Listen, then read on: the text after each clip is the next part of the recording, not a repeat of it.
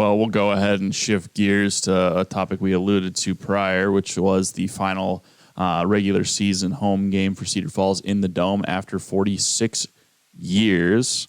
And I've gone to the wrong page from the looks of it.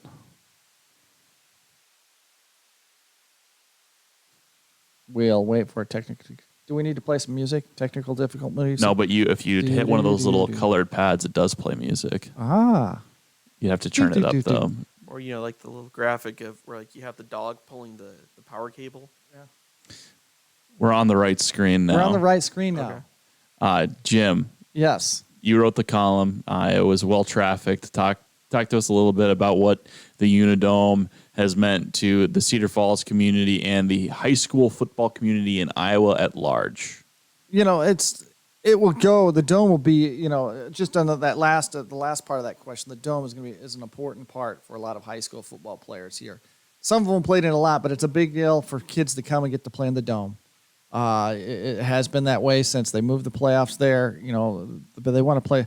There was some early on in the playoffs when they didn't have the semifinals and the finals, and there was some acrimony. I'm getting way down the rabbit hole here, but where some teams would get to play 2 or 3 games in the Dome, and some teams would never see the Dome until they get there. And then there was coaches that they were 3 yards in a cloud of dust. These old school coaches, and then they get on the turf and they're 3 yards in a cloud of dust. Offense, would lose to teams that were a little more wide open, had a little more speed. And so that was some of the arguments early, but now I think the kids absolutely want to get the Dome. When you talk to a kid preseason, what's the goal? We want to play in the Dome. When I talked to the Columbus kids early in the year, they wanted to play in the Dome. You talk to the West kids, they want to play in the Dome. That they want to be playing in the Dome the last 2 weeks of the playoffs, and that's the semifinals and the finals. So that's the big deal for the state of Iowa. For Cedar Falls, 46 years, I think 280 some games. I can't think of my record, but I know they won like 215 or 220 of those. So they did not lose inside the Dome very often. The Tigers were very good. 31 playoff appearances inside the Dome for the Tigers. And, that you can see their new stadium right from the Dome. You walk out the Dome and you look out all there, and there it is. It's ready to roll.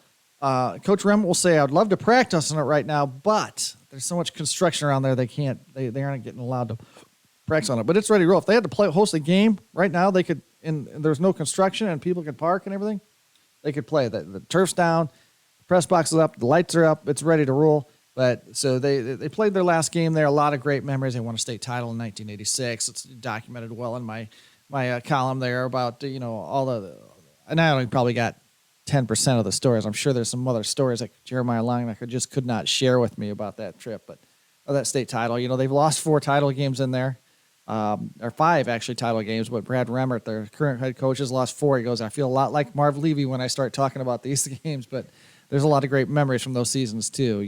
So we talked about the '99 semifinal win over West Des Moines Valley, where they were not. The Tigers said nobody gave them a chance to beat Valley because Valley was very talented that year, and the Tigers pulled out a big 34-31 win. They had some talent there too. Terrence Freeney, the running back, run for a ton of yards, and they lost the title overtime in the championship game to Iowa City West, who I think had won like 20, 30 games in a row. They had been rolling. They were a couple-time champs there back in the late 90s, so the football was really a hotbed around here in the Mississippi Valley Conference. So, but just a lot of memories for them. I could have probably filled 3 or 4 newspapers full of, if I had talked to 20 or 30 people, I could have, there's a lot of stories. There's a lot of people that have stories in there. If you got the stands and you're talking about the band, you're talking about the cheerleaders, you're talking about the coaching staff, so many coaches that come through there. There's a lot of memories about just playing in the Dome and being a part of it. So, it's going to be a little weird when we get next fall of 2024. We're not going to go to the Dome until the playoffs.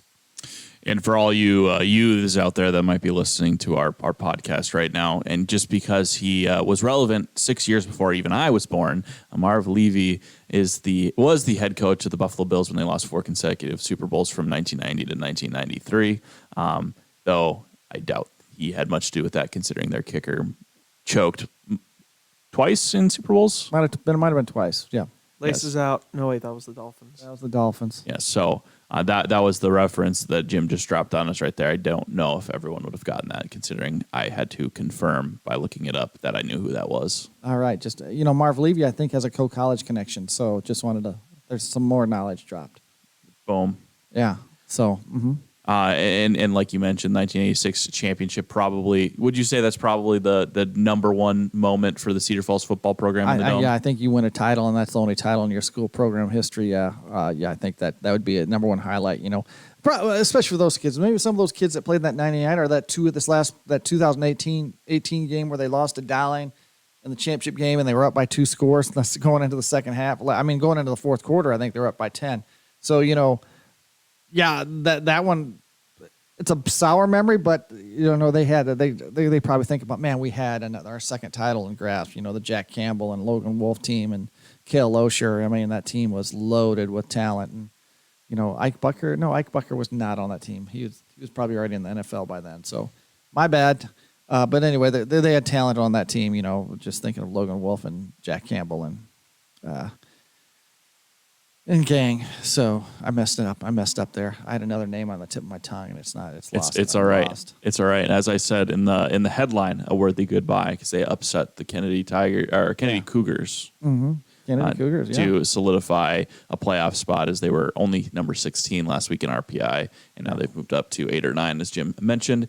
So they're locked into the playoffs, and they can finish out the season and hopefully get a home. Yeah, they want to win. A big point of emphasis, they want to get this one this week at Davenport West, who's playing to be in the playoffs too. Davenport West, I think, is like 15 or something, or 14 or 15.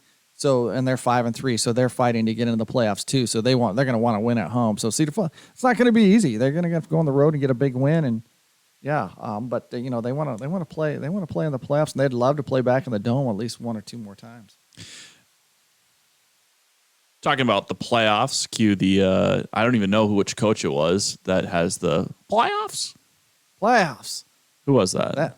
That was that Dennis Green? I have no idea. Might have been Dennis Green. Dennis Green? Playoffs is our headline for this one. We're talking about the 2A, 1A, 8-player playoffs, which are kicking off this Friday. Jim, you have our coverage plan figured out. Go ahead and let the folks know where we're going to be on Friday night. Well, I will take I'm moving my daughter to college out in New York City, so I'm not going to be here. So unfortunately, we can't cover 3 games. So we picked out 2 games. Columbus Catholic is hosting Pocahontas. We're always going to cover our metro schools. Big thing there that they had a big win at South Hardin, where I'm sure Brad Schmidt didn't get any sleep because they only threw the ball 3 times. This guy liked to chuck it. He likes to throw the ball, and they only threw it 3 times this game. So I'm guessing it was pretty sloppy over there. Parker Kjelsen had 170-some yards rushing. So, Brad Schmidt is like thinking, we only threw it 3 times. That was his mantra while he was laying in bed. We only threw it 3 times. But anyway, so that's our game. Pocahontas coming a long way. That's Pocahontas is north and west of Fort Dodge. If you want to think about where they're coming from, they're 4-4. So we have that game, and then we're going to head over to Fairbank, where we're going to see Danville at Wapsie Valley. Wapsie Valley has won 7 straight since losing their season opener to Denver. So that should be a good game to see there. Another game we'd love to be to is Jessup's making just their 3rd playoff performance or appearance. Just the 3rd and the 1st since 2015. We might try to finagle a photographer to see if we can get him over there for a quarter or something too. So anyway, congrats to the Jayhawks on making it one of several area teams got in there. So our 2 games again, we're going to have Pocahontas at Columbus Catholic. Follow Ethan there on the X, and then you're going to follow Don Promenades here. He's going to be over there in Fairbank covering Danville with Wapsie Valley. And I did take some notes before we went in here about Wapsie Valley, just doing some quick additional research. Unfortunately, as I was writing down other information on the Waverly Shell Rock game, this is a much thicker pen, unfortunately, and that just bled through, and it made my notes on Wapsie Valley virtually illegible. Yeah, you can't read them. So now you're clueless.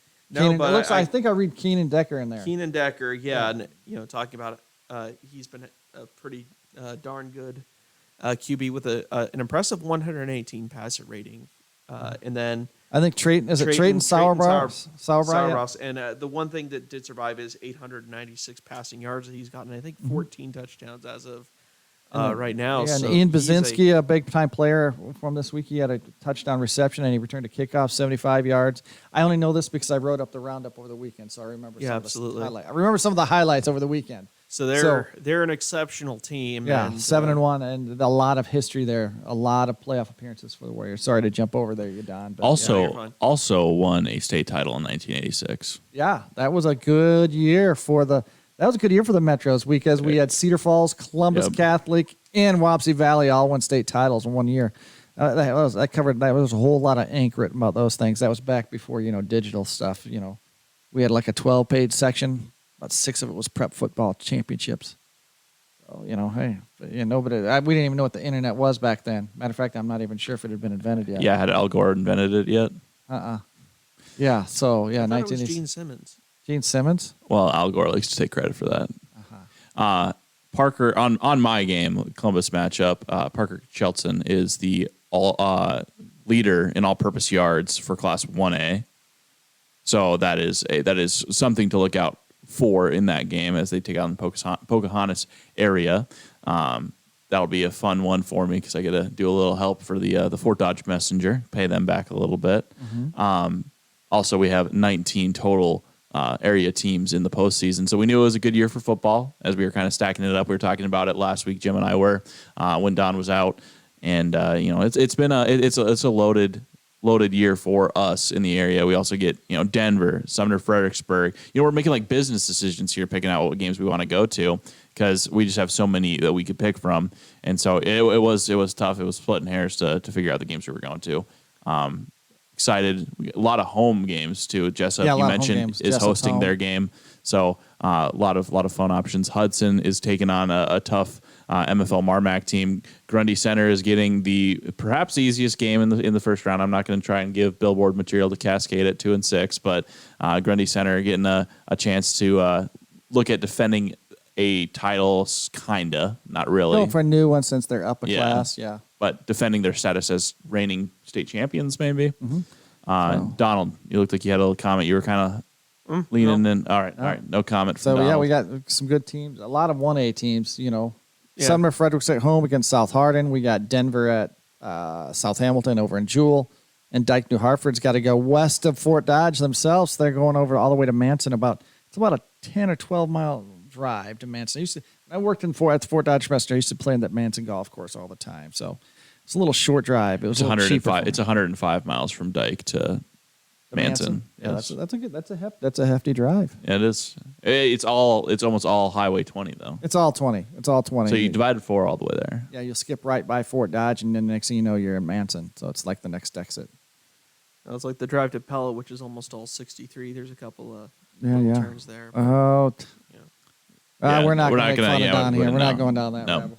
Nope, we'll go ahead and... Don's been making a lot of trips to Pella lately. I have been making a lot of trips to Pella lately. We'll go ahead and round out the show with the preps to watch from last week. We honored Kendall Thompson from Janesville, Carter Lockett from Columbus, Lucy Parson from Waterloo Union Swim, E.J. Miller from Independence, Andrew Legg Schulte from Cedar Falls, Abby Jensen from Dike New Hartford, Kinsey Mowinkle from AP, and Channing Johnson from Denver. Jim, the floor is yours. I'm actually not even on the screen right now. You're not? No, it's just you two. So go ahead and then give your plug for this. Hey, column. we need some preps to watch. I got 3 nominations already in, so we need a couple more. So if you like to a coach, high school coach, you'd like to nominate them, I'm still going to be in town and available to do them up until probably 6 o'clock tomorrow night.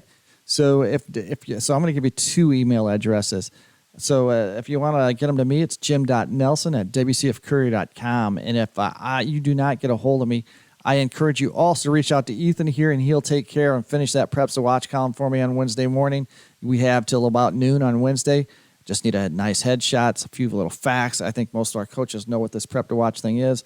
Email Ethan at ethan.petrik@wcfcourier.com. That's Petrik. That'll do it for Beyond the Buzzer for today. Thank you for watching. We'll be back next week.